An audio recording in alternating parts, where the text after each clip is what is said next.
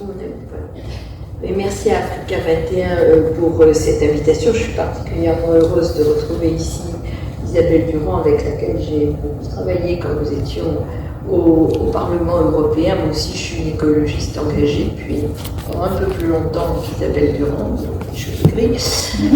Voilà. Mais je pense qu'effectivement, la transition, ça suffit plus, très clairement. Il faut passer à autre chose. D'ailleurs, ça ne marche pas. Donc déjà, ce serait une première raison pour passer à autre chose. Mais de toute façon, même si ça marchait, ça ne suffirait pas. Voilà. Donc je partage bien sûr tout ce qu'a dit Isabelle Durand et je vais essayer d'y ajouter une petite réflexion peut-être un peu plus personnelle. Les organisations internationales et les conventions internationales sont bien sûr totalement indispensables parce que c'est elles qui font bouger les États et donc bouger les réglementations, bouger les financements, bouger tout ça. Sauf que c'est très lent et que ça ne marche pas toujours. L'échec très récent du pacte pour l'environnement en est une parfaite illustration. Pour ma part, je pense que nous sommes entrés dans un stade où il ne s'agit plus seulement de parler des droits, mais il s'agit de parler des obligations. Des obligations qui, selon Monsieur le secrétaire général du GIEC, vous allez sûrement en rappeler tout à l'heure, communes mais différenciées, mais elles existent pour tout le monde. Et donc, ma réflexion a porté avec d'autres sur qu'est-ce que c'est que des obligations pour l'humanité aujourd'hui, face à ce que nous rencontrons. Et quand on pose cette question, bien entendu, on sort de la sphère uniquement des États, rentrer dans la sphère de tout le reste. Et plus ça va, plus je suis persuadée que c'est tout le reste, au sens le plus large du terme, et je vais revenir sur qu'est-ce que je mets dans tout le reste, mais dans tout le reste, je mets tout le reste. C'est-à-dire les villes, les ONG, les entreprises et les citoyens.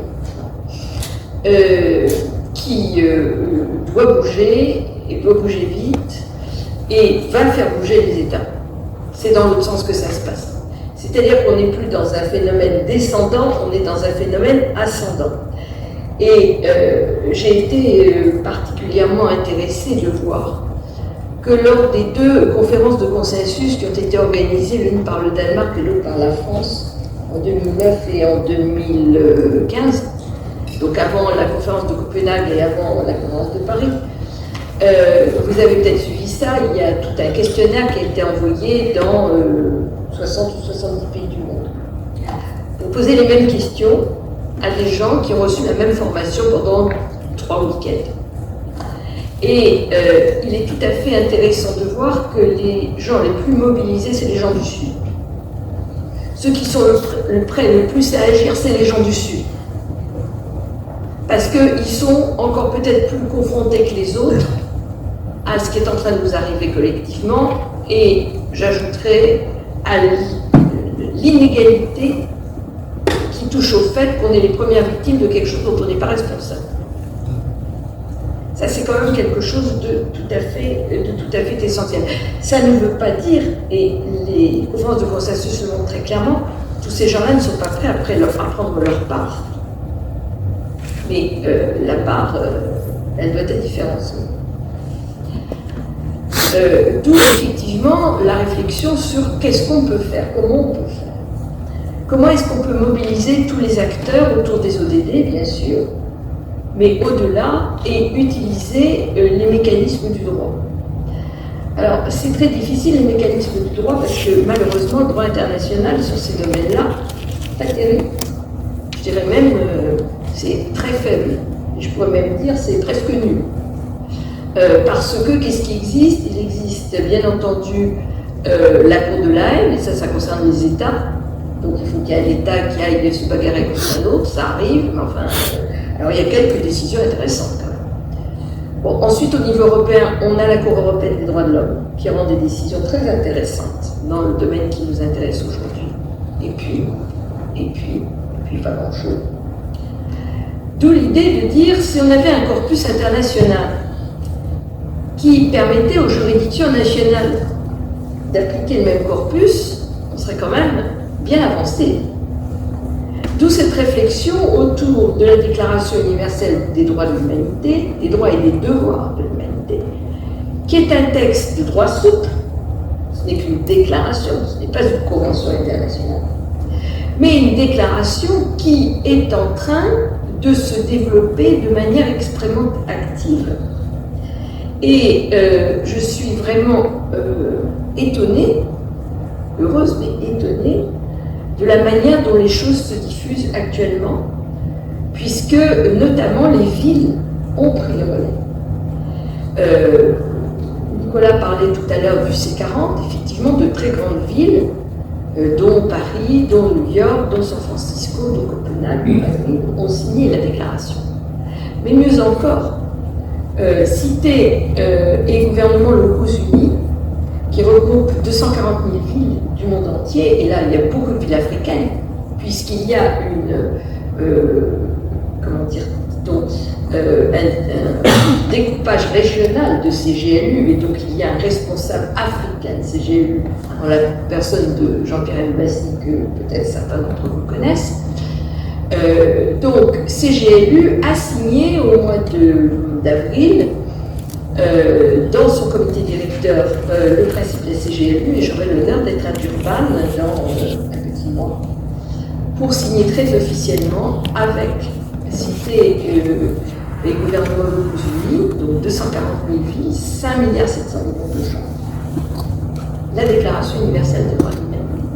Et j'ai signé la semaine dernière avec Port-Gentil, c'est la première ville africaine, la déclaration. Voilà, donc il n'y a pas que les villes, il y a des régions, il y a des barreaux, il y a des entreprises, il y a des ONG. C'est la société civile qui est en train de prendre ce texte. C'est un texte très simple, dont vous, bien entendu, je pense qu'Africa 21 pourra assurer la diffusion, qui peut être signée par tout un chacun, et donc j'espère vivement que la grande diffusion permettra progressivement qu'il monte en valeur, si je puis dire, et qu'un jour il puisse être reconnu par les États quand une grande partie de ce qui n'est pas les États l'aura reconnu. Alors pourquoi tout cet effort? Parce qu'à côté de tout ce qui est, je dirais, de l'ordre de la technique et de la finance, Isabelle parlait de l'économie circulaire. On peut parler effectivement d'une économie qui passerait d'une base ressources naturelles minières, qui est aujourd'hui une base importante pour le développement des pays africains, on ne va pas se le cacher, vers une base ressources naturelles non minières, qui accepterait, comme l'avait proposé, c'est vraiment dommage que une diffusion plus importante n'ait pas été faite à ce texte, qui est le rapport de la Commission économique du climat des Nations Unies, qui a fait un rapport l'année dernière, ça fait un peu plus d'un an, pour proposer que la bagatelle de, je parle de mémoire, je crois que c'est 80 billions de dollars, soit débloquée dans l'espace de 10 ans, 2020-2030, pour permettre d'atteindre les fameux 2 degrés. Et là, on est dans le concret, si je puis dire. Et un des chapitres, il y en a 5, il y a les villes, il y a les énergies, il y a l'industrie, il y a l'agriculture, et il y a quelque chose d'essentiel qui est la reconquête des terres. Et la question de la reconquête des terres, c'est-à-dire de la capacité de redonner aux terres, notamment africaines, parce que c'est notamment le continent, pas seulement, rassurez-vous, enfin notamment le continent africain qui est intéressé, de reconquérir les terres pour permettre de redévelopper une activité agricole, et notamment agricole locale, vivrière, on dit, avec de l'agroforesterie, est quelque chose d'essentiel et qui joue sur notre sujet, c'est-à-dire, je pense à votre contrôle, monsieur le secrétaire général, sur la question de la lutte contre le réchauffement climatique, je dirais le volet 1, parce qu'il y a l'adaptation, le volet 2, et il faut toujours avoir les deux en même temps. Mais sur le volet 1, le très important, c'est qu'on capture du carbone en quantité absolument colossale. C'est-à-dire qu'au lieu de faire ce qu'on est en train de faire activement au Brésil, c'est-à-dire liquider la forêt primaire qui évacue des tonnes et des tonnes de CO2, eh bien, on reconquiert les sols et on capture le carbone. Et selon le rapport que je viens de citer, ça pourrait permettre de capturer jusqu'à 20% de nos émissions de gaz à effet de serre. Donc c'est probablement l'investissement le plus intéressant qu'on ait à faire aujourd'hui, c'est celui-là. Et j'étais heureuse de le voir noté dans ces conditions-là, dans ce rapport, parce que c'est vraiment quelque chose qui est vraiment fondamental. Donc, il y a des tas de choses que l'on peut faire. Il y a toutes les questions de transfert de technologie, bien entendu.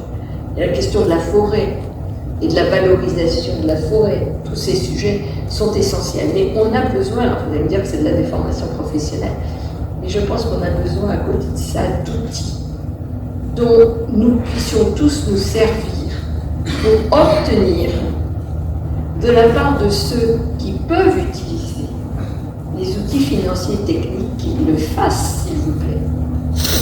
Voilà, c'est ça le but du jeu. C'est une introduction de Nicolas dont j'espère qu'elle n'aura pas été trop longue.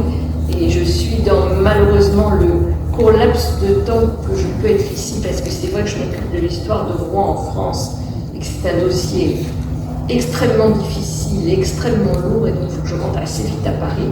Et j'avais promis d'être là ce matin, et donc j'ai voulu honorer cet engagement.